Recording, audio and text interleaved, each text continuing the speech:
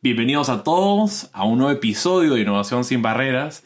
Hoy nos acompaña Álvaro Echeverría, él es co-founder y CEO de SimplyRoot, una startup que está revolucionando la forma de trabajar la logística, ayudando a las empresas a ofrecer entregas rápidas, eficientes e inteligentes para sus clientes. Bienvenido, Álvaro, nuevamente al programa. Gracias, muchas gracias por la invitación. Y quería ver si vamos conversando algo para la gente que le vaya interesando de nuestra historia. Totalmente, ¿no? Hoy día tenemos un programa súper interesante. La última vez que conversamos fue julio del 2021. Mucho ha pasado desde ese entonces. ¿No? Nos creció un montón. Sí. Perdí mi vesícula en el intertanto, así que No. hartas cosas el emprendimiento se ha llevado. Y ahora millones me ha dado también. Totalmente. Para que vean, ¿no? No es un camino sencillo. Hay cosas, hay su esfuerzo, su trabajo. Pero lo interesante de este episodio especial es que es parte de esta nueva serie B2B SaaS Talks que estoy lanzando un poco para compartir más sobre o entrar a profundidad más de este modelo, ¿no? Cómo funcionan las B2B SaaS, cómo miden su éxito, cómo escalan globalmente. Entonces, vamos a querer entrar a profundidad específicamente en esos temas, pero además es un episodio donde cuenta con una audiencia, ¿no? Que los hemos invitado para que nos acompañen al estudio aquí en Riverside, donde van a poder hacernos las preguntas, ya sea por el chat, como también tienen la opción de poder solicitar prender su cámara y micrófono para compartir o hacer la pregunta, obviamente diciendo quiénes son, cuál es su cargo, organización, para tener un poco de contexto, y de ahí pueden lanzar su pregunta y comentario. Pero además, estamos ahorita compartiendo en tiempo real vía streaming en LinkedIn. Entonces acá probando la tecnología, jugando un poco con eso, y arranquemos. Y arranquemos contigo, Álvaro. Conozcamos un poquito sobre tu trayectoria, cuáles fueron esos pasos que te llevaron a fundar SimplyRoot y cómo fue ese journey bien al inicio, cómo llegamos a ese primer millón de Annual Recurring Revenue. Y ojo, van a salir un montón de métricas en esta conversación, por lo cual voy a pedirte siempre como que define esa palabra, define ese término. Adelante. Obvio, de hecho, lo bueno es que la audiencia vaya aprendiendo. Entonces, ARR, ¿cierto? Vamos a hablar todo eso. Annual Recurring Revenue es como la venta anual recurrente. Entonces, eso es como un SaaS vive en torno a eso todo el tiempo. Entonces, súper importante. Usualmente hablo también más de MRR, Monthly Recurring Revenue, porque es como un poquito más concreto, son números más sencillitos de hablar, no sé, $100,000 mensuales, que eso es como 1.2 millones anuales. Entonces, se hace más sencillo todo. Solo para los que no conocen lo que es SimplyRoute, solo una mini presentación. Lo que decía Jaime es bien cierto. Nosotros estamos en el mundo de la logística, un software de logística. Entonces, hay una empresa de transporte, retail, consumo masivo y en general cualquier empresa que mueva productos dentro de una ciudad, hacerlo más eficiente con algoritmos de inteligencia artificial y machine learning. Entonces, pensemos en Grupo Falabella, por ejemplo, cliente bien grande de nosotros. Entonces, ellos tienen sus propias plataformas y utilizan mis algoritmos para que con mis algoritmos combinen y hagan cálculos matemáticos para decir con cuántos vehículos hacer la ruta y con cuánto y en qué orden hacer las entregas para llegar a la hora que el cliente quiera. Entonces, con eso ayudamos a que sea más eficiente el proceso. De hecho, logran reducir como 30% de costo logístico y al final del día automatizan un proceso que a nadie le interesa mucho. O sea, la logística es entretenido que te lleguen cosas, no es entretenido hacer cosas para que lleguen las cosas a la logística. ¿Sí? Y eso fue lo que me di cuenta al principio. Como tu pregunta al principio era como, ¿qué es lo que pasó al principio de SimplyRoute que me hizo primero emprender y lanzarme a esto? Yo no era emprendedor, ¿eh? Yo nunca había hecho un emprendimiento antes. SimplyRoute es mi primer emprendimiento de la vida. De estos típicos en el colegio que van vendiendo chocolatitos para pagarse las clases. Ni de ese tipo de emprendedor yo era. Como que yo era el ñoño de la clase. O sea, totalmente haciendo algoritmo y matemática. Nunca fue mi mundo meterme a eso. Y de hecho, cuando estaba en la universidad, estudié en la Universidad de Chile, en Chile. Y en esa universidad en particular, estaba haciendo un magíster de gestión de operaciones. Y ese magíster está relacionado con logística y se nos acercó un cuerpo de bomberos Santiago. El cuerpo de bomberos Santiago en Chile, voluntarios, son puros voluntarios que apagan los incendios. Y nos querían que los ayudáramos a hacer más eficiente el proceso de llegar a los incendios dentro de la región metropolitana.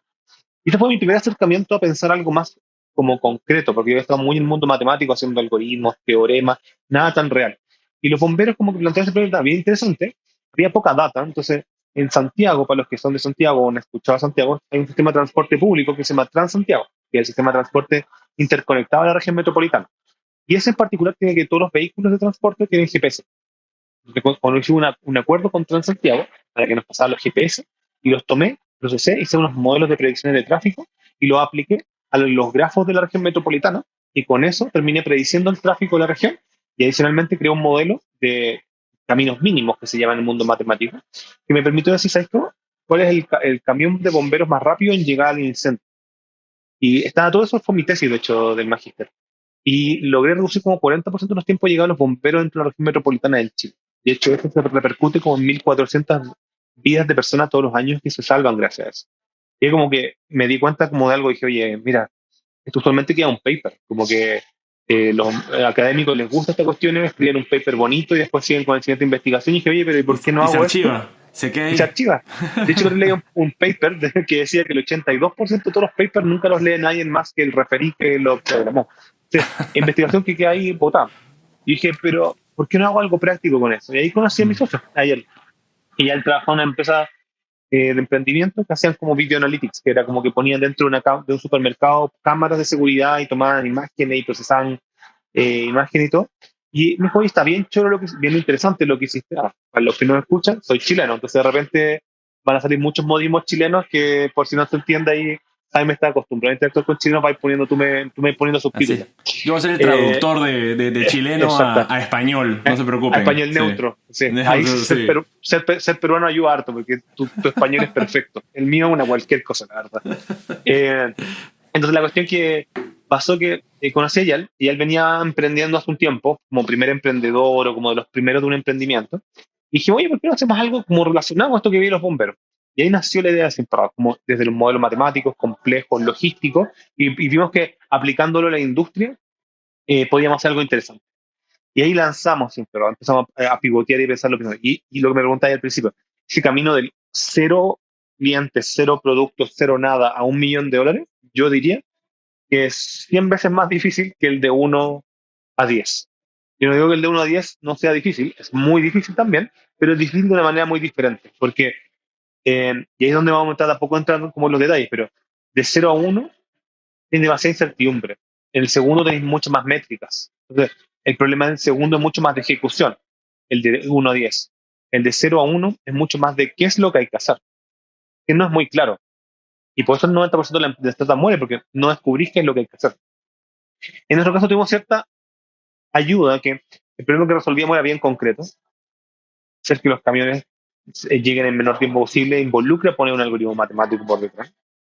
Y adicionalmente, habían ya empresas establecidas que vendían algo similar a lo nuestro, aun cuando de generaciones anteriores. Entonces, habían los SAPs de este mundo. Entonces, el modelo de negocio, la necesidad, el tipo de cliente, medio estaba establecido, no tenía que crearlo ni repensarlo, a otras empresas sí le pasa. De hecho, soy inversionista en un par de startups y en una de ellas está haciendo cosas que yo nunca he visto necesariamente empresas competidoras haciéndolo. Entonces, que sí hay nicho, hay más cosas. En mi caso, habían hartos competidores, bastante, con hartos problemas, lo que hacía bien bueno para mí mejorar, y era claro lo que tenía que mejorar contra ellos, pero no había tanta extrema incertidumbre de qué es lo que mágicamente tenía que hacer. La pregunta era cómo hacerlo yo. Y ahí es donde está el desafío grande, porque eh, nos íbamos, no sé, a enterprise y clientes mega corporativos o a pymes. No es tan obvio.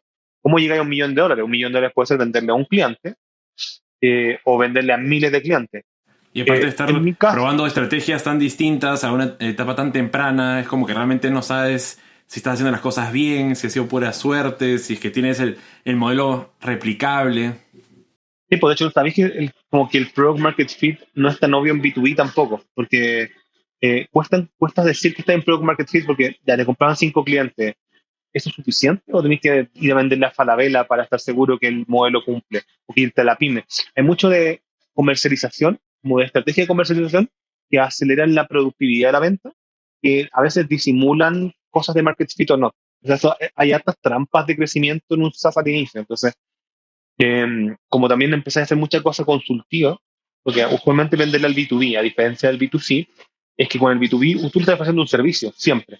Y eso tiene trampas de crecimiento, porque puedes vender un servicio que no es muy escalable, que está bien en principio, pero como que puedes estar facturando $1.000.000, pero estás facturando $1.000.000 de algo recurrente que va a escalar de 1 a 10. Eso es lo que tienes que estar probando, y es difícil, es súper difícil medirlo. Nosotros vamos a ser bien estrictos al principio, y una de las cosas que hicimos bien inteligente al inicio que nos fuimos a Estados Unidos, de hecho. Fuimos parte de Falcon Startup en Mountain View, California. Entonces, fuimos a aprender a hacer SaaS con los gringos, que eso igual ayuda harto, la verdad. Si no, y evitamos harto de las trampas que usualmente vaya a tener, del tipo venderle a un puro corporativo y se acabó. Es una dependencia absurda. Probablemente esa no es la forma correcta de crecer.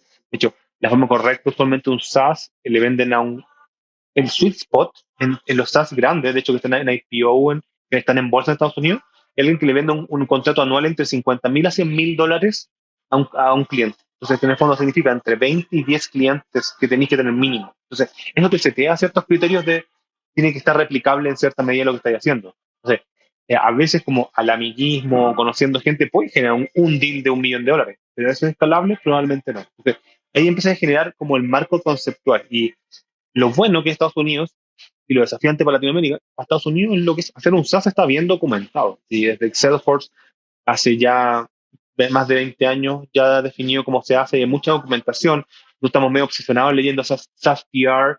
Si es que no lo han leído, les recomiendo mucho. SaaS PR es como mi Biblia con Jason, así como que Jason Lemkins es como mi Dios de la vida. O sea, nos compartimos con mi equipo de artículos todo el tiempo, todo el rato de él.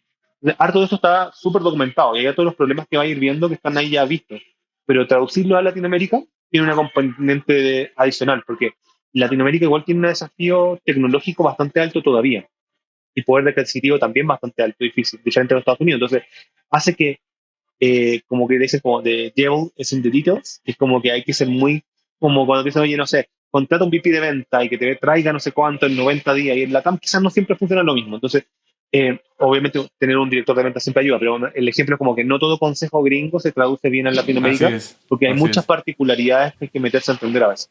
Esa tropicalización no es tan sencilla, Exactamente, ¿no? es súper Creo que es buen desafiante, la verdad. contenido. De hecho, también otro que es muy bueno, que lo sube en Twitter, y fue recomendación de Rodolfo Dañino de Creana, es Only CFO, ¿no? Only Ah, muy bueno. CFO Sí. como el cargo de CFO, y también tiene unos insights muy buenos sobre qué métricas son las que hay que seguir. De hecho, su último tweet es: si quieres engañar a un VC, mira, estos son los hacks que utilizan las B2B SaaS para poder camuflar tus resultados. Entonces, es muy bacán aprender de otras personas, pero como tú dices, no necesariamente algo que funciona en Estados Unidos se va a transportar 100% a Latinoamérica. Hay que saber cómo adaptarlo de todas maneras. Entonces, digamos que de esta etapa de 0 a 1, ¿no? De recurring revenue anual, ¿no?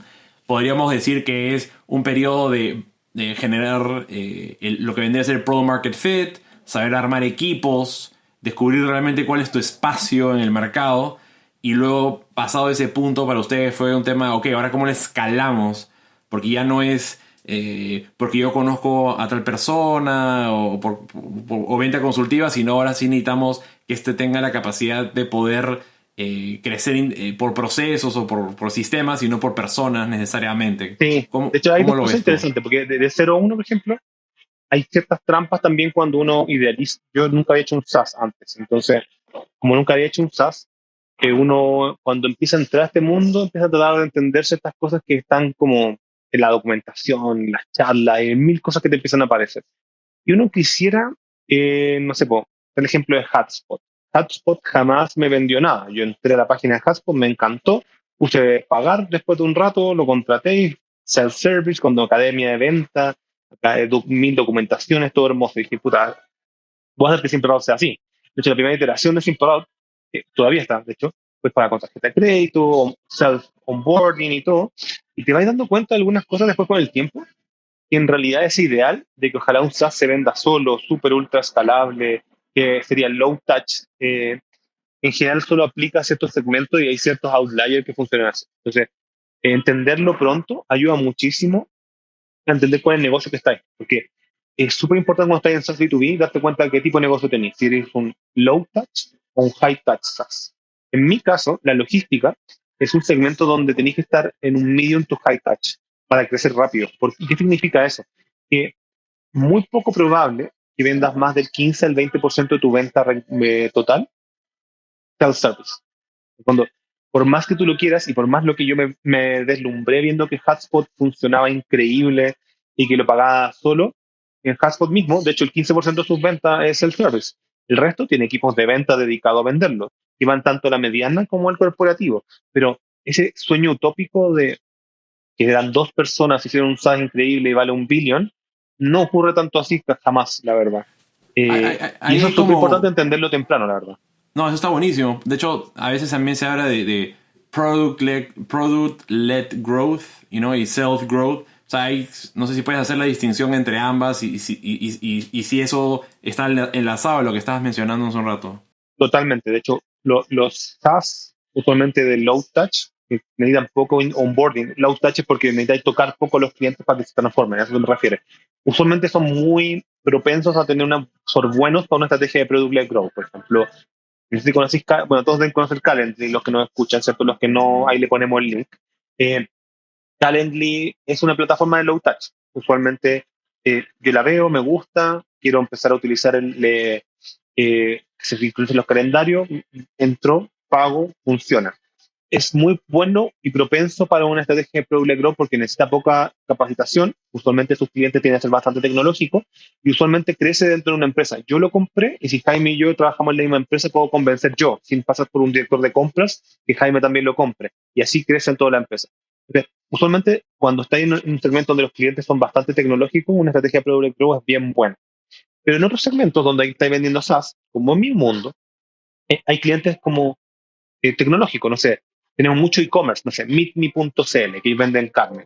Ellos nos encontraron por internet, les gustaron, son dos chicos de una startup, necesitaban despachar productos, vieron sin probar, les gustó, pues pagaron con tarjeta de crédito, que funciona bien. Pero eso no es la naturalidad de la mayoría de las empresas. Un Falabella Sí. nunca va a hacer ese proceso. Oye, Falabella necesita para comenzar no hay nadie que te ponga la tarjeta de crédito. exactamente, y tiene un área de procurement, ¿cachai? Que tiene Así que es. hablar con 20 proveedores, y eso no está mal, ¿cachai? Eso es lo que es diferente. Entonces, pensar que vas a venderle product-led growth a un, ¿cómo se llama? Falabella, un producto que es de high touch, no entender el mercado. Pero si tú le puedes vender a Falabella un calendar, eso es lo que le pasa que un mismo cliente, no por su tamaño, es que no puede hacer high touch o low touch, es como por el tipo de producto que contrata. Entonces, para mi segmento logístico, nunca iba a ocurrir que la estrategia dominante en mi empresa iba a ser product-led growth. Pero otro importante es también dejar de pensar que esto es de una forma o de la otra. El mismo Salesforce. Salesforce es conocidísimo por tener una estrategia de product sales-driven extremadamente buena. De hecho, todos los ex Salesforce son los que son VP de venta de casi todos los SaaS después. Pero el mismo Salesforce tiene un producto más pequeño que se llama Salesforce Lightning, que es el que vende Super Self-Service y es principalmente su venta es inbound marketing y después venta interna. Entonces, todas las empresas usualmente van a tener una combinación de eso dependiendo de los segmentos que apunten. Lo importante es como en la primera etapa, cuál es la que es más correcta para encontrar el product market fit. En mi caso, siempre fue un poquito más venta dirigida, o sea, con sales, con vendedores, pero íbamos al principio mucho más a la pyme. O sea, nuestro primer cliente fue pyme, pero una pyme no tecnologizada, que fue porque es prepandemia. Y esa pyme no tecnologizada no va a poder hacer el onboarding solo. Entonces tenía que tener vendedores que le mostrar la propuesta de valor y equipos de customer success que dan después la traducción de eso en beneficios. Entonces, entender eso temprano fue también otro beneficio de nosotros de por qué nos permitió crecer, porque nos dimos cuenta en dónde estábamos y a quién le estábamos vendiendo. ¿Y te parece que estuvo bien eso? O sea, ¿fue el camino correcto? ¿O dices, no, al final le apuntamos a una empresa muy chiquita, no hacía mucho sentido, o ya no lo hacemos así? ¿En qué ha Es cambiado una en el buena pregunta. tiempo? Es una buena pregunta. Yo creo que hay de ambas cosas. Como que yo creo que ir a empresas pequeñas nos ayudó muchísimo a iterar el producto mucho más masivamente, mucho más rápido, con muchos más casos de uso. Piensa que nosotros tenemos 1.100 clientes. Y son 1.100 clientes una masividad súper amplia para un SaaS. Eh, Esos 1.100 clientes son de 50 y tantos rubros diferentes. Entonces yo conozco mi producto, se adapta a casi cualquier necesidad de cualquier rubro, lo que es muy bueno. O sea, mi producto es muy, muy robusto por haber ido a la pyme. Si hubiera ido, no sé, solo a Cencosud al principio, mi producto hubiera quedado muy encasillado a las necesidades particulares de Cencosud, que podría haber sido escalable, pero muy en un segmento y en un nicho. Lo que me ayudó mucho es que el producto se hizo mucho más robusto en los nichos que nosotros definimos al principio. Lo negativo es que después escalar el volumen que quería escalar para llegar a 100 millones, que es como el hito que te vuelve como 1 billion company y todo, es medio imposible con empresas que te facturan al año $1.200 o $10.000. Tienes que subir el ticket promedio forzosamente. No significa que no vas a venderle a los otros, sino que el foco de la empresa tiene que estar en otro. Entonces, al principio nosotros vendíamos la pyme y nos ayudó mucho para aprender, pero claramente tuvimos que cambiar por lo menos al mediano y ahora estamos mucho en el corporate nacional e internacional. Entonces, eso ha ido como cambiando. Seguimos vendiendo en la pyme, es parte de la misión de la empresa, tenemos equipos de venta para eso, pero el foco ha ido cambiando hacia el mediano, porque después tiene un ritmo de venta, quizás se me medio imposible seguir manteniendo solo a pyme. Claro. Y ahí, por ejemplo, y ahí voy a llegar también después a las preguntas de la audiencia que nos acompaña, pero para poder cerrar bien este tema, hablemos un poquito, si quieres, de los costos de adquisición de cliente, ya que estamos hablando de llegar a estos segmentos. ¿Cómo fue evolucionando este costo de adquisición de clientes? ¿Qué tanto nos debería preocupar al inicio? Porque, como dicen, ¿no? Al inicio, do things that don't scale, ¿no? Haz cosas que no escalan, ¿no? Porque la idea es tratar de encontrar product market fit, pero eventualmente un momento vas a tener que decirle al inversionista, bueno, esto es lo que a mí me cuesta traer a alguien nuevo, esto es lo que me genera. Entonces, ¿cómo fue el inicio? ¿Cómo es ahora?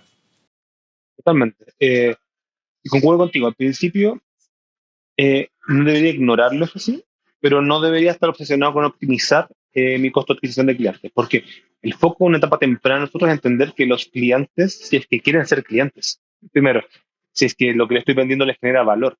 Después veo si es que se los puedo vender de manera eficiente, si eso es rentable para mí en el largo plazo, si el producto es escalable, ahí como que se va combinándose, ahí es donde empieza uno a pivotear, pero lo primero es ver si genera el valor. No genera el valor, pues, ¿para qué voy a optimizar algo? Como que no tiene ningún sentido. Obviamente en el largo plazo eso tiene que ir trabajándolo muchísimo, porque como es que empieza nosotros vamos a hacer una serie B a finales de este año. Una serie B, una serie de growth, donde ya entiendo yo cuál es mi product market fit, cómo crecer, cómo meter plata. Entonces esta serie está 100% enfocada en cómo pasar al siguiente nivel.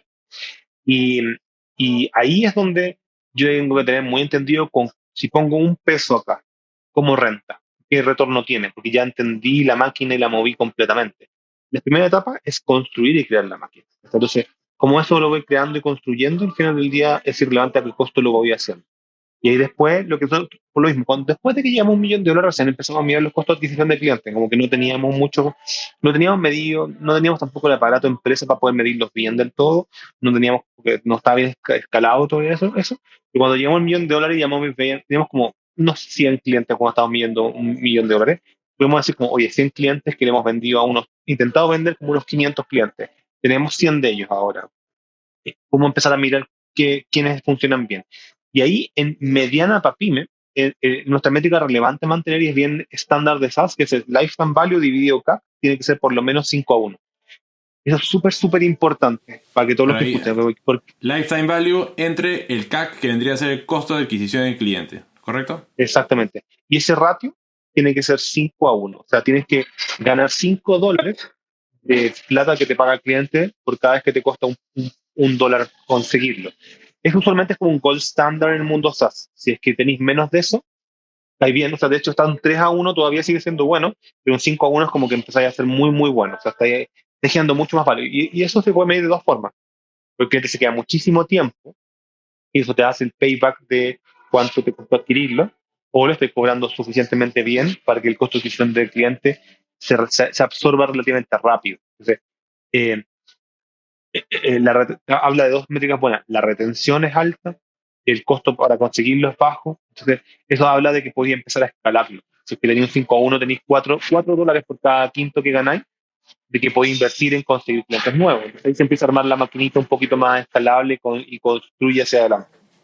Antes de entrar a las preguntas de la audiencia, me gustaría solamente, ya que has mencionado Lifetime Value y el CAC, me gustaría un poquito entender cómo es que calculas cada uno de esos, porque o sea, el Lifetime Value me parece hasta el más complicado, porque básicamente estás diciendo cuánto es lo que este cliente me va a traer en un periodo de tiempo. Entonces, ¿cuál es ese periodo de tiempo? ¿Cómo lo defines? Y a veces complejo en etapas tempranas, como que en la etapa de cuando estáis de hecho pivoteando en los primeros años, no tenéis cierta data que es relate.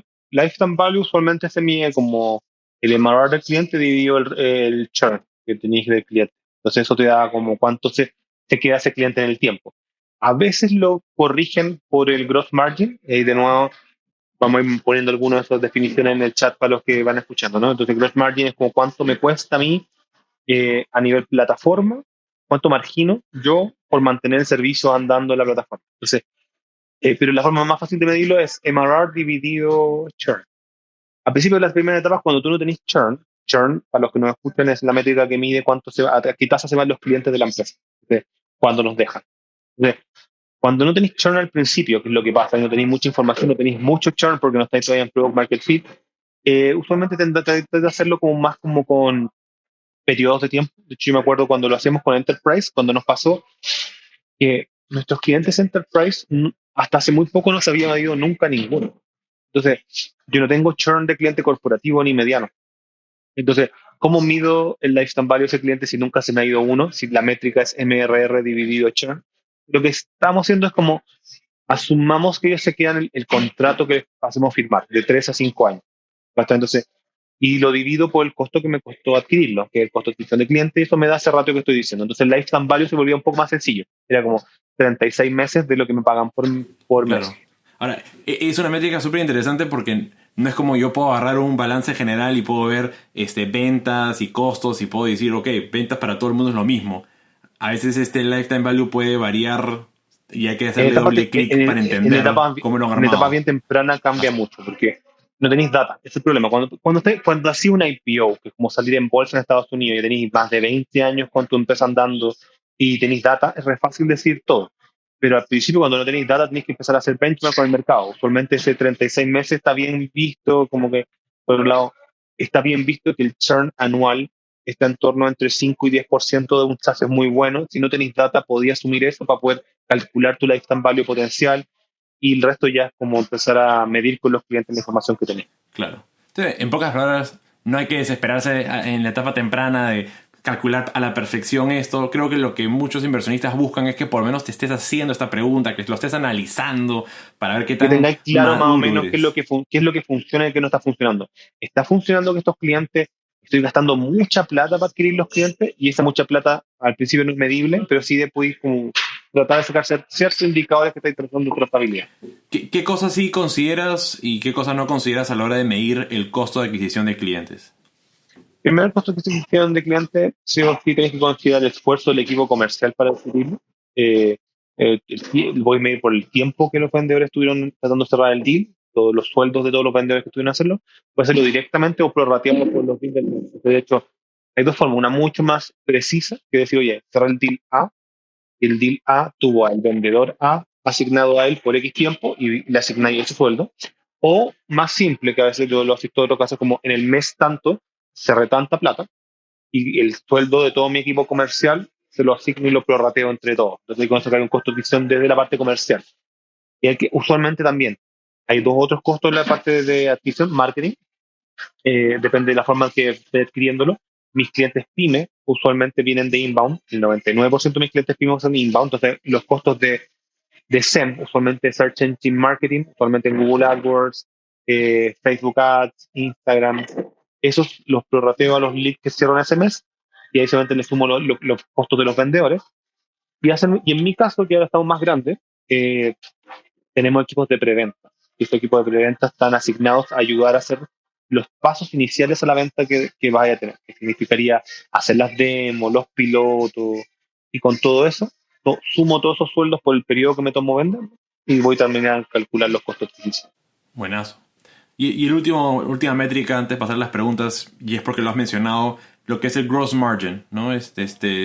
Digamos, cómo es que llegas a ese número y nuevamente, en etapa temprana, qué tan importante es y cuál debería ser ese número, y más adelante eso cómo varía.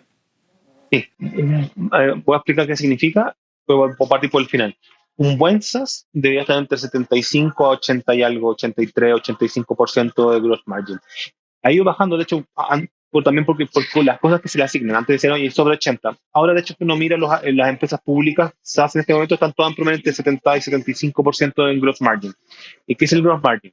Gross margin es que yo decido echar a toda la empresa, por ejemplo, y solo me mantengo los servidores y los costos que hacen que mantenga la operación andando, ¿cuánto, cuánto me margino yo de cada dólar que estoy ganando? Entonces, por ejemplo, para poder un cliente sin pagar que siga utilizando la plataforma, primero tengo que mantener los servidores andando. Entonces, todos los costos de servidores usualmente se consideran. Actualmente, los equipos de soporte también, porque los equipos de soporte tienen que estar apoyando que el cliente utilice la plataforma. También usualmente los equipos de Customer Success. Los equipos de Customer Success se aseguran de que los clientes sepan cómo utilizar la plataforma. Usualmente se consideran hasta ahí, eh, porque los otros costos son más indirectos. Usualmente los equipos, no sé, por el equipo de marketing puede apoyar en algo a que ocurra el mantenimiento del cliente, pero es más indirecto. Entonces, eso usualmente se pone en otras partes como el corps del reporte, pero usualmente en eso, por eso trata tan alto también, porque eh, y eso, o sea, en etapas tan tempranas al principio tenéis que Claro, monitorearlo. el equipo de desarrollo, el equipo de ventas, administrativos, ellos no entran no es parte de los gastos para mantener ese producto funcionando. Exactamente, porque el supuesto es que el producto no evoluciona ni mejora más, ni tengo que adquirir clientes nuevos. Entonces, podrías prescindir del equipo de ingeniería y podrías adquirir del equipo de ventas, pero no de los equipos de customer success y support. Exacto, exacto. Y ahí particularmente, por ejemplo, en etapas tempranas, yo recomiendo más como, igual hay que mirarlo, pero que uno va a asumir si es que estoy haciendo las cosas de manera SaaS, o sea, vendiéndolo digitalmente, con suscripciones, que debería ser bueno. Entonces, cuando ya tengo cercano al Product Market Fit, me pongo a preocuparme de benchmarkearlo y mejorarlo. Claro. No, buenísimo, clarísimo. Ahora sí, quiero pasar a hacerte unas cuantas preguntas que nos han llegado a la audiencia, pero también si alguien de la audiencia desea sumarse a la conversación y con cámara y audio, por favor, ya saben cómo hacerlo. Mientras tanto, voy haciéndote un par de preguntas que nos han llegado. La primera es, ¿cuál es la distribución de los ingresos o suscripción por sector de SimplyRoot? ¿Alguna vez has trabajado con empresas de distribución de gas LP? Bastante específico, pero ahí vamos. En específico, con empresas de gas LP tenemos un par. De hecho, en Perú tenemos un par, en Chile tenemos otro par, así que tenemos algo de experiencia ahí. Distribución por sectores es una buena pregunta. No podría entrar como al detalle de, puedo entrar como por varias formas. SMBs versus corporativos. Si yo veo a mis clientes, el 70% de ellos en cantidad de clientes son pymes y el 30% de ellos son medianos corporativos. Pero si lo veo en revenue, es al revés. El 70% de mis revenue son los clientes corporativos y el 30% son los clientes pymes. Si entran por sectores y segmentos, diría que el 80% de mis clientes están concentrados en consumo masivo, couriers, third party logistic companies y operadores logísticos. Eh, mira, Ángel decía, porque me dan el LP porque se trata de una startup que para el sector. Feliz de hablar, Ángel, sé que te mandó mi correo y todo, porque conozco el sector bastante. De hecho, en Perú creo que tenemos como Limagas, creo que trabaja con nosotros, hay un par de otros que trabajan con nosotros, así que Así feliz de es. aportar. Ahí está, ¿ves? Generando negocio aquí mismo, en plena producción de episodio del podcast. Buenazo, buenazo. La otra pregunta que también hizo Ángel es, al inicio, cuando se enfocaron más en pymes, ¿cómo trabajaron la estrategia de pricing? ¿Cómo cambió cuando ya fueron transicionando a corporates? O sea, pricing es un tema muy importante. Muy, muy importante, yo creo que al principio no hay que sobrepensarlo y después con el tiempo hay que darle mucha vuelta. A diferencia de otros, en mi segmento lo que pasaba un poco era que ya habían ofertas parecidas o, no sé, o previas de que gente vendía GPS, que yo no soy un GPS ni parecido, pero hay cierta afinidad de segmentos. Hasta ahí como que actualmente la gente que me compra a mí también necesita un GPS. Entonces el GPS anda en torno a los $40 por vehículo, entonces como que eso seteaba como un pensamiento que yo no voy a cobrar $500 por vehículo, por ejemplo. Me sería también de que la unidad era por vehículo. Actualmente esa es la forma en que vendo, aun cuando hemos ido evolucionando con el tiempo, pero al principio era por vehículo, entonces como que ya había un mindset en mi segmento de eso. Entonces es súper importante entender competidores y oferentes complementarios. Y esto ayuda mucho a definir cómo es la forma que cobras. Yo quizás no puedo empezar a cobrar por, no sé, por kilómetros recorridos, porque es muy disruptivo con el segmento. Quizás puedo hacerlo, pero me va a costar un poquito más. En mi caso me decidí yo más a adherir a lo que mi segmento ya hacía y otros competidores hacían. ¿Y cómo llegué a que me cobraba $40, que es lo que cobrábamos antiguamente? Ya lo hemos subido, pero en torno a los $40, por lo mismo, al principio intentaba vender a más caro, y por más barato. Hay mucho de experimentación. Yo podía hacer como mucha teoría en esto, pero después mucho en la práctica termina pasando en lo que ocurre realmente. Entonces ahí fue entre pensamiento, benchmark, competencias que hicimos y finalmente mucho de que los clientes decían está muy caro o muy barato. Y no, muy caro, muy caro, muy caro. Y de repente cuando pasamos, se llama, no reclamaron. Así que si no reclamaron, estábamos muy baratos. Entonces ahí jugáis un poquito hasta que llegáis a los buenos precios y después ya lo estandarizáis para todo. No, está perfecto. Ahí Ángel pregunta un poquito más si es que lo que hacen ustedes también incluye un hardware, un device. En nuestro caso hemos evitado meternos mucho en el mundo hardware. A mí me gusta mucho, tengo muchos partners que prestan el hardware y es una buena pregunta más teórica, como yo creo que es importante entender dónde va a estar la cabeza de tu negocio. En mi caso, yo soy una empresa de software y prefiero mantenerme en el software. Por lo mismo, no sé, pues está Chasqui en Perú, que ellos operan la última milla. Yo no la opero. Yo le doy plataformas a empresas como Chasqui, no a Chasqui, pero empresas como Chasqui, para que la operen ellos. Entonces, yo he entendido dónde está mi core value y mis competencias. Entonces, yo entendí que soy una empresa de software que gestiona flotas, no la opera. Y por lo mismo, como no soy tampoco bueno en el hardware, me asocié con empresas de hardware. Y usualmente tengo una aplicación móvil que sirve GPS, entonces le evito tener que comprar GPS a veces, pero no me puse a vender GPS. Eso es muy importante en etapas tempranas, porque al principio tú querés vender, querés generar renta. Entonces es súper tentador cuando un cliente te dice, oye, aparte del software, ¿por qué no me vendí GPS también? Que, puta, podría hacerlo, pero debería hacerlo y darle esa vuelta y dejar de decir que no. Es súper difícil al principio y eso ayuda mucho a decidir el segmento. De hecho, nos pasó a nosotros al principio, que nosotros le dijimos no a la minería, siendo que la minería igual es un segmento muy bueno, pagan súper bien, pero no hacía mucho fit con el tipo de los otros clientes que ya habíamos adquirido. Entonces, iba a ser desenfocante en el global, en la escalabilidad en el largo plazo. No, totalmente, total sentido. O sea, creo que cuando ya estás consolidado puedes empezar a sacar Simple Root para otras industrias, ¿no? Y incluso no confundir en etapas tempranas de pensar, ah, bueno, yo soy una pyme, parece que ellos son más para minería. Entonces, como que hasta podría confundir el mensaje también. Pero digamos Realmente, de que hecho, en tu justo, caso solo no. Sí, sí, para sí. reforzar ese punto, que el entender que, porque de nuevo, a mí me pasa que podía venderle a cualquier empresa, a cualquier segmento. Entonces, el, el obligarme a enfocarme es súper difícil y es súper importante, porque después, como que el mismo llega ahí a tu página y dice, ah, pero ¿me servirá a mí que soy una empresa de pet store, por ejemplo? Quizás no, porque no es tan claro. Mejor definir bien los verticales y tratar de enfocar que esos clientes que sí creen que pueden comprarte, sí te compren. Y podéis perder. Y podéis perder oportunidades de clientes que podrían haberte comprado. Pero mejor enfocarte en algunos que estoy seguro de que sí te van a comprar.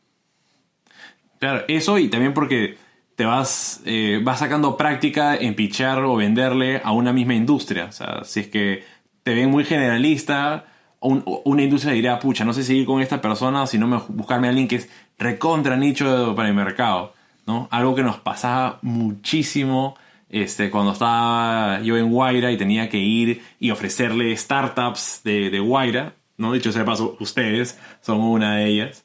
Y me acuerdo haberte llevado a varias reuniones ahí. Pero algo que era recurrente es, ya, pero tráeme una que ya tenga experiencia en mi industria. Y yo digo, pero oye, pero este es totalmente adaptable. No, no, no. Tráeme a alguien que ya sabe eso. Entonces, a veces el propio cliente se cierra en que tiene que tener ya experiencia previa en este espacio. Entonces, creo que un poco para que no sea difícil de entender para tu cliente y para tu equipo comercial, el decir, ok, vamos a vender estas 5 industrias y apréndatelas bien. Más adelante exploraremos otros cuando estemos preparados, ¿no? Justamente. Justamente. Yo creo que lo importante es aprender a decir que no a algunas cosas. Y eso ayuda muchísimo a enfocarse. ¿Y necesitabas GPS, digamos, al inicio cuando se arrancaba o bastaba con el smartphone? Smartphone. De hecho, hacer entender al cliente eso bastaba y por eso mismo pude decir que no tranquilamente. Porque creo que también uno de los retos que tienen muchas startups es que van a depender de una tecnología que si no existe, no tienen negocio y por ende van a tener que ellos ayudar a comprar un determinado hardware, si no, no tienen negocio. Entonces, ese es Me pasa con yo, complicado. igual que tú, ahora yo también estaba harto como mentor, estaba en Startup Chile siendo mentor, en Startup Perú también. Entonces, eh, cuando veis la típica startup que hace reportería de retail, por ejemplo, que depende 100% de que tengan el acceso a los reportes, a las bases de datos del retail, de sus ventas y todo, empezáis a ver que no es que no le vaya a resultar, pero sí tiene estas barreras más de entrada. Quería evitar que para poder operar tengáis tantas barreras de entrada. Y eso es como súper, súper relevante para cualquier negocio. Y en mi caso, yo tengo igual pocas barreras de entrada en casi cualquier segmento, porque yo creo la aplicación, o sea, necesitan smartphones, que igual eso es necesario y requisito necesario. Y me ha pasado que algunos clientes no le ponen esos conductores smartphone, se me han caído ventas, pero no es tan común. Entonces, más o menos es que no todos tienen celular, entonces como que en medio funciona igual. Y entender eso y que te está deteniendo ayuda muchísimo a enfocar para dónde vender. ¿No? Buenazo. Sí, creo que hay muchas startups que tener las condiciones correctas ayudan a que llegues al éxito más rápido o dependerá mucho también eso, influye en que tengas éxito o no. A ver, vamos con unas cuantas preguntas más que llegan de la audiencia. Cristian ahí nos pregunta en los... vamos a ver. Para una versión beta, ¿no? de una SaaS, ¿cuáles son las principales métricas que deberíamos observar los primeros días, semanas, le agrego ahí meses, porque quizás muy poco tiempo como para estar observando? Eso es decir, como que quien se meta en SaaS B2B tiene que entender algo bien importante. Es lento. Entonces, no va a pasar, y es difícil al principio darse cuenta si está funcionando o no del todo. Entonces, es súper relevante, de hecho, también lo van, si se meten a los blogs de SaaS PR y todo, es como que no significa que no hayan que cortar las cosas si no funcionan, pero es más difícil que diga, oye, llevo un mes vendiendo esto, no está generando tracción, no funcionó. Piensa que yo partí sin en 2014. Entonces, a finales de 2014, cuando oficialmente partiendo en 2015, pero ya llevamos más de 8 años. Y más de 8 años, recién ahora diría que yo estoy listo para decir que ya vamos a comernos Latinoamérica entera. ¿Sí? Como que es difícil y uno ve la historia de todas las cosas. O sea, Slack suena bonito, pero también lleva como 12 años. Eh, Como que el tiempo para saber que un SaaS funciona toma tiempo. Esto no significa que tienes que esperar 5 años para saber si está funcionando, pero no va a ser una cosa de días ni semanas. Eh, y usualmente yo lo que recomiendo es que como es de B2B, tratar de construirlo con clientes. Porque en vez de lanzarlo en un laboratorio y ponerlo arriba y ver cómo la atracción está generando, vas cosas con tu puesto de low touch y el product-led growth, que puede estar bien, pero no es tan fuerte eso en Latinoamérica en general. Entonces, eh, yo sugeriría como mucho más enfocado en un conjunto y un segmento de clientes con mucha cercanía con ellos, en vez de postearlo y que ver que pide demo, como estar muy cerca con ellos. Y las métricas principalmente hay que definir bien las North Star. Eso sí lo recomiendo que investiguen un poco a los que no han escuchado, que una North Star Metric es como esa métrica clave que define que el cliente está consiguiendo el valor que él requiere. Entonces, también están bien documentado para que lo busquen por ahí, como North Star Metric, que usualmente, en mi caso, que optimicen. Hay un botón en la plataforma que se optimiza. Si el cliente no lo está haciendo, me dice que no le estoy generando valor, que probablemente va a hacer churn, que no está haciendo el seguimiento. Entonces, hay que entender cuál es la North Star Metric, es la por qué te paga. Mi cliente me paga $40 por vehículo al mes por apretar ese botón. Si no lo está apretando, es porque se va a ir, no le genera valor, no le gusta. Entonces, eh, el definir una North Star Metric ayuda muchísimo. Y entender cuál es la North Star Metric toma mucho tiempo y mucha energía, pero esa yo diría que es medio vago, pero si investigan un poco de North Star Metric, creo que es como la mejor forma de entender dónde enfocarse. Buenazo. A ver, vamos a darle paso a Álvaro para que comparta su pregunta. Hola Álvaro, bienvenido. Cuéntanos, preséntate y adelanta con tu pregunta. ¿Qué tal? Bueno, soy Álvaro Raichagua, CEO de Tandia, es un SaaS B2B también, ¿sí? Orientado a MIPES. Entonces, mi pregunta va por el tema del churn. Nosotros tenemos un churn relativamente elevado de 4.5% mensual. Quería saber cuál es el churn que ustedes manejan y qué tácticas usan para poder mantenerlo al mínimo, ¿no? ¿Qué hacen para evitar perder clientes? Y ese 4.5 hoy día es el logo, ¿es de logos o de revenue? No, de clientes activos. O sea, Claro, perdemos... y Ujú. en plata es menos que 4, o es más que 4. Sinceramente no lo he calculado en dinero. Ya, lo digo porque es relevante la pregunta, porque eh, quizás podéis tener y ahí voy a entrar en varias cosas, como 4% de logo churn, usualmente logos de los clientes que se van, pero podrían representar el 1% de revenue churn. Entonces quizás es diferente y los VCs lo van a medir de forma diferente. Entonces es muy importante que tengáis las dos diferencias, porque una cosa puede ser que se te van a tus clientes, pero no pierdes mucha plata todos los meses. Entonces el problema es diferente. Entonces ambos son problemas, pero son problemas diferentes. Entonces es importante primero que tengáis esa distinción interna, porque esa distinción interna te va a ayudar a medir dónde está el problema. Segundo, ¿le haces una encuesta de salida a los clientes que pierdes? Sí, se les Y, estamos y haciendo si me dijera ahí en recientemente. el Ujú. pie chart, ¿dónde estaría? distribuido principalmente el motivo. Ok, bueno, quieren más funcionalidades dentro del sistema. Nuestro sistema es estable, pero sí nos está tomando tiempo sacar nuevas funcionalidades. Hay algunos negocios que no se adaptan exactamente a nuestro SaaS, ¿no? Entonces, por ejemplo, hay algunos como restaurantes que no somos un sistema para restaurantes. Sin embargo, algunos usan Tandia, ¿no? Porque les cubría lo mínimo. Fueron creciendo, tienen otras necesidades y encuentran otros sistemas, ¿no? Entonces también se van por eso. Ujú. Tenéis como algunos clientes que están disconformes con las funcionalidades que tienen, otros por competencia, otros porque los negocios desaparecen.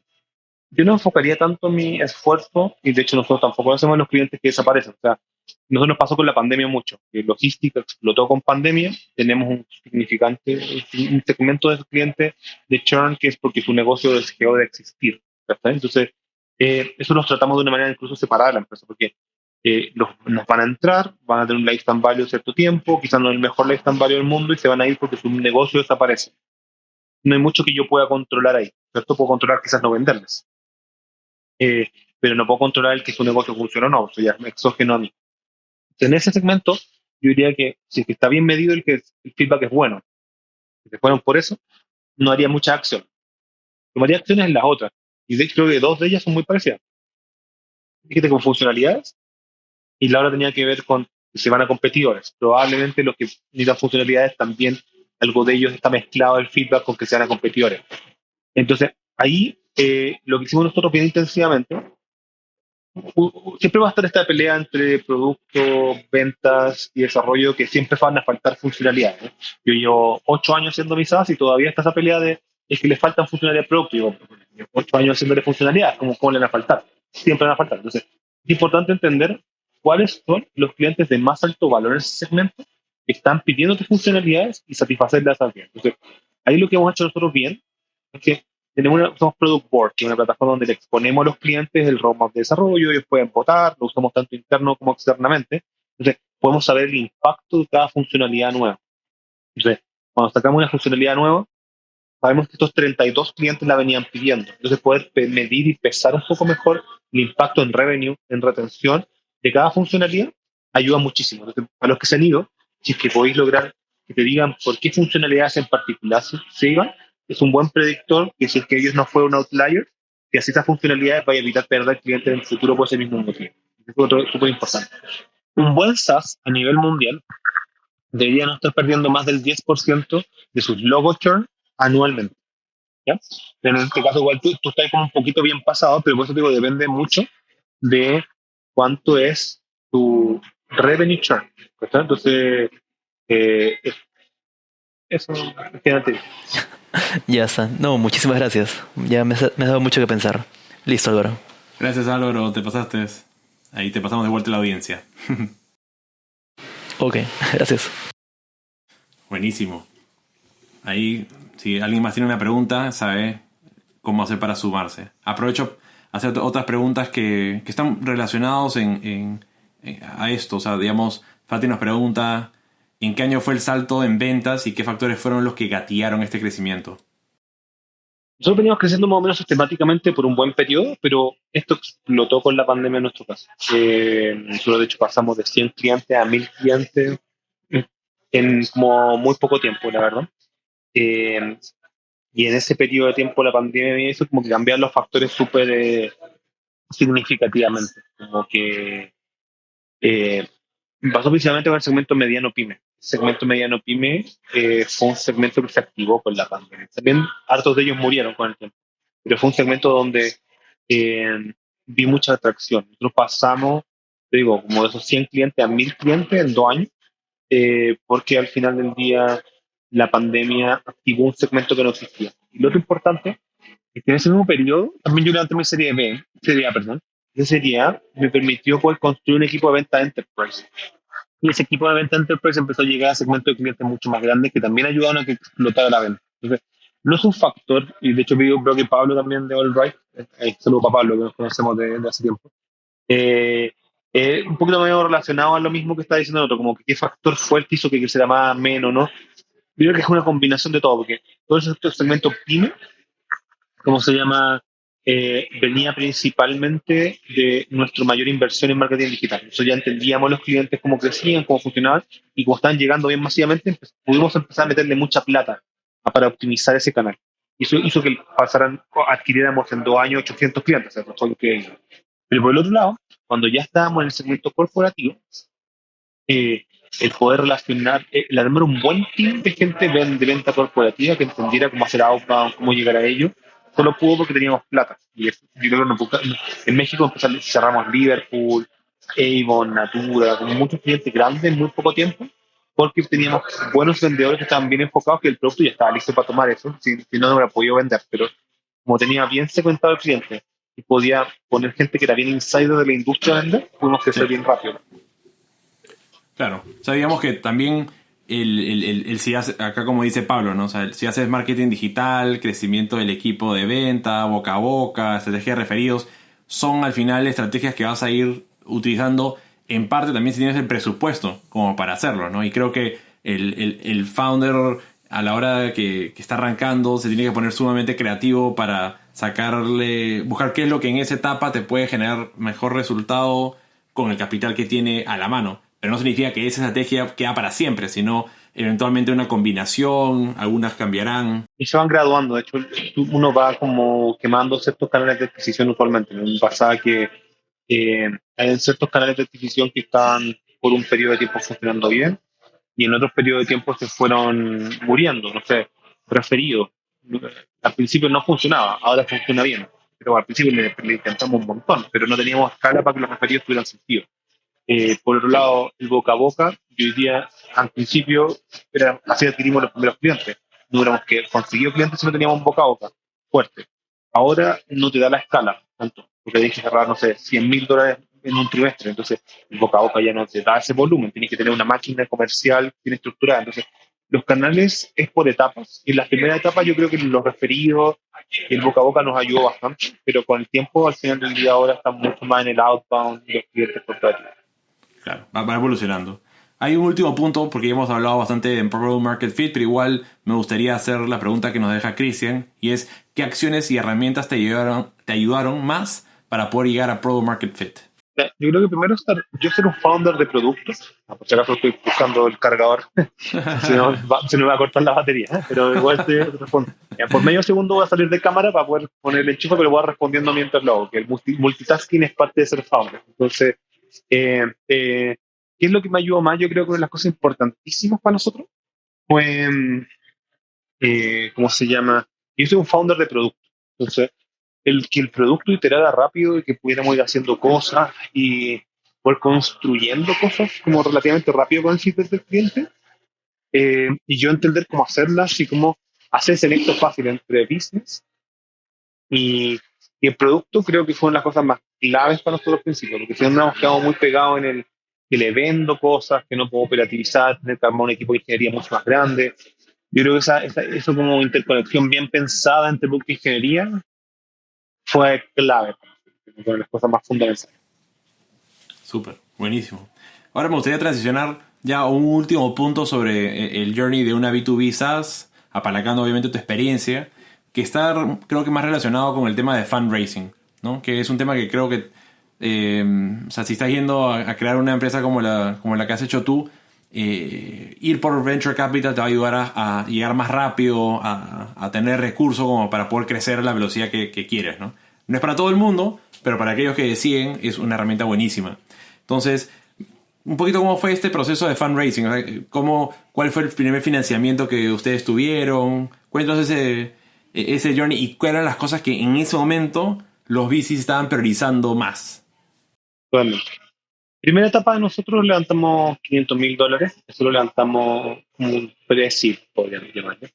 Lo levantamos entre Estados Unidos y Chile, fue donde entró Guaira, un par de inversionistas ángeles, Financial Startup en Estados Unidos.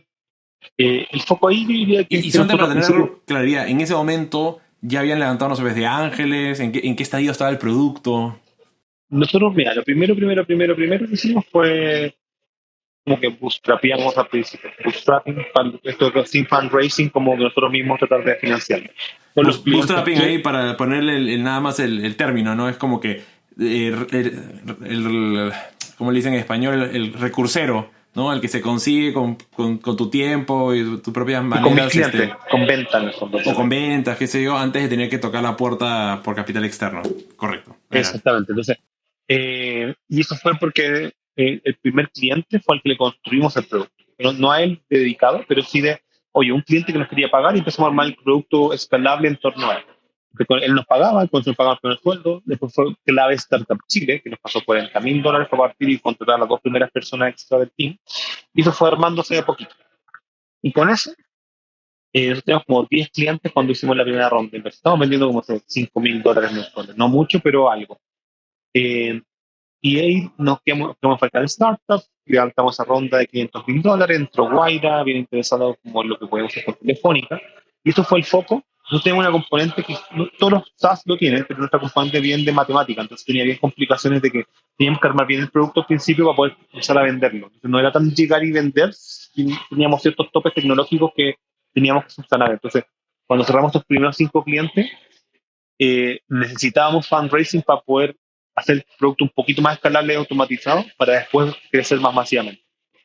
Con eso fueron los primeros 500,000. Los segundos 500,000 es para empezar a crecer un poquito más rápido. O sea, ya habíamos entendido cómo vender, empezamos a crecer, le atamos 500,000 para acelerar un poquito más rápido. Después de eso, con eso ya llevamos 1,000,000. Después de eso levantamos 300,000 para preparar nuestra ida a Estados Unidos. Disculpa, a México. En eso, cuando levantamos la ronda de 500, $300,000 lo dedicamos para lanzar en México. Y lanzamos en México. Y el lanzamiento en México fue bien bueno porque empezamos a demostrar como tracción internacional, empezar a crecer en otros países, a replicar lo que habíamos hecho en Chile en otra parte, y ahí es donde hicimos nuestra serie. Levantamos 3 millones, una serie de todavía en el mundo que era todavía medio normal, con 3 2021, que 2021 todos se volvieron locos con rondas de agregándole un cero a todo. Entonces nosotros fuimos $3 millones, no $30 millones. Entonces, levantamos $3 millones con encima de Venture City, el fondo es un fondo en Miami, liderado por Laura González. Y ellos nos ayudaron justo en el momento correcto, como que ya teníamos México andando, lo entendíamos, pasó la pandemia, entonces fue como el driver de decir cómo paso de 100 clientes a 1,000 clientes. Ese fue como, estamos como en Product Market Fit y escalando el Product Market Fit. Ese fue como el desafío. Y después de eso hemos levantado más plata después. ¿No? De hecho, después levantamos una serie de 8 y otra de 5. Y ahora a fin de año fueron bridge eso, y entraron algunos grupos más grandes porque eran para consolidar operaciones específicas que queríamos hacer. Queríamos lanzar en varios países más, y ahora como un poquito el mercado que está medio loco, entonces como aprovechar de estar tranquilo. Y ya estamos preparando una serie B que todavía estamos modelando el tamaño, pero probablemente unos 30 millones a finales de este año. Súper. Y ahí un poco cómo has visto la evolución de los propios VCs con lo que piden o lo que buscan en una startup como la de ustedes. O sea, nuevamente, un inversionista en B2B SaaS quizás tiene una lupa o te examina distinto quizás a otro tipo de empresa. ¿Cómo has visto eso evolucionando del inicio a la fecha? ¿Qué tipo de métricas eran más exigentes en etapas tempranas? ¿Qué miran ahora? O si es que ha cambiado en algo por el hecho de que la coyuntura también está distinta, ¿no? Ha ido cambiando. Por ejemplo, ahora estar en break-even es mucho más importante que el año pasado. O sea, los VC están pidiendo mucho de al menos tienes que estar creciendo 50% que el año anterior y como mínimo tienes que estar en break-even para entrar a una ronda. El año pasado nadie le importaba estar en break-even. Como que, de hecho, levantar una ronda muy rápido, como que no era el foco. Como que el cambio de mercado en el último tiempo ha ido mucho más a la sustentabilidad de la empresa, y eso es porque el mercado está más loco, mucho más a la baja, los visitas mucho más cautelosos. El año anterior yo tenía que ver mucho más con hipercrecimiento, velocidad, pero poco con sustentabilidad. Entonces hoy día está un poco más calmado en cierta medida, porque lo que busca es que tenemos que asegurarnos de ser más rápido, pero más sostenible. Excelente, excelente. O sea, sí creo que el estar cerca de break-even es como que se está volviendo como un requisito. Y ahora cuando levantas, ¿cuál es el runway que estás buscando? O sea, ¿cuántos meses? Sí, todos están apuntando como mínimo 18 a 24, porque estoy financiando lo que la tormenta esta como de financiamiento y el mundo deberían esperarse por los próximos 2 años. Entonces, como que no debería esperarse menos, porque si no, como que hay un poco de problema operativo. Totalmente. No, creo que se están volviendo como que los nuevos estándares de si antes era 16, ahora es 24. O sea, como que están dándose un poquito más de colchón por si acaso, ¿no? A ver, voy a hacer unas últimas preguntas de la audiencia antes de entrar ya a la parte final de esta conversación. Ángel nos pregunta qué tan relevante es contar con advisors. Y si nos puedes contar alguna... Bueno, vamos con esta primera pregunta, ¿no? Si es que ves relevante contar con advisors. Muchísimo. O sea, creo que no se puede hacer esto sin eso. ¿Y qué tipo de relación con los advisors y qué cosas le das a cambio? Porque creo que también hay a veces problemas que los founders aceptan, incluso dan equity. Hay de todo, ¿Cuál hay es de el todo. rol? Pero, por ejemplo, sí, yo creo que hay que ver bien. Primero también, uno no entiende en etapa temprana la importancia de un board. Un board también un advisor en cierta medida. Armar un buen board es súper relevante para que sea en tu empresa, porque es como primero, es tu principal advisor, porque es el advisor que querís que te diga en el negocio todo el día, todo el tiempo, cómo hacerlo, cómo cuestionarlo, cómo hacerlo bien. Yo creo que hay un tema importante como si vas a armar un buen advisory board, que sea el board de la empresa. Tengo que ser el primer input importante. Después de tener armado eso, voy a empezar a buscar advisors para temas particulares. Oye, quizás pricing, internacionalización. El mundo de las mentorías, primero ya está bastante ampliado, para que podáis sacar ciertas mentorías solo por la comunidad. O sea, como que Jaime me dice, oye, necesito que una startup amiga haga algo, yo como emprendedor, como casi tengo la obligación moral de darle una hora en algún momento de mi vida para hacerlo, porque muchos lo han hecho a cambio por mí. O sea, no busquen el tiro como dar plata inmediatamente o acciones a cualquier mentor, busquen bien, porque tener un advisor recurrente que le vaya a dar participación de tu empresa tiene que ser por algo relevante que sea sostenible en el tiempo, o por lo menos por una etapa, que sea la etapa de empresa. Entonces, no es porque tiene dos consejos le vayan a dar advisory shares, que igual también a veces también se ven feas, como que hay ciertos temas ahí de desafiantes. Eh, Sugiero que piensen bien primero qué tipo de problemas tienen. Porque ¿tienen un problema que es algo puntual o algo recurrente? ¿Necesitáis entender problemas profundos de tu empresa o necesitáis resolver un punto puntual? ¿Queréis mejorar la estrategia de pricing? Si es algo puntual, busca mentoría en las redes que sobran ya ahora, mentorías buenas en buenas redes y buenos mentores o hace outreach tú a ellos. Si es algo recurrente y querés tener a alguien con un seniority en el equipo, ahí yo sí te conseguir un advisor en serio. Y ahí hay buenas figuras de, no sé, de Founder Institute, que tiene el típico documento, el FAST, ¿cierto? Como para definir como advisory shares, que trata de pegarte a algo más sencillo que algo legalista y complejo, que lo haga más fácil escalar después también, porque cuando hay mucha gente en tu cap table, o sea, mucha cap table parece como que la gente, los accionistas inversionistas de la empresa, entonces, muchos de ellos los inversionistas a veces lo ven feo, entonces no empecé a dar shares a todo el mundo, tienes que definirlo bien, por temas bien definidos, cómo eso suma a tu global, ahí tendría algo más claridad. Sí, la verdad que las acciones de tu empresa son un recurso muy valioso que hay que cuidarlo con mucho oro y saber cómo darlo. No es algo que puedes después pedir, reclamar de vuelta, ¿no? ¿Sabes qué? Regrésame lo que te di, o sea, no hay manera. Ya lo diste y tienes que cumplir con tu compromiso. Entonces, este acuerdo que justamente menciona Álvaro, que lo diseñó Founder Institute, tiene una suerte de metodología para calcular cómo debería ser esta repartición de shares y queda en un documento donde ambas partes tienen claridad de cuál es la responsabilidad y cómo se mide. Entonces, las cosas bien escritas, buen negocio juntos.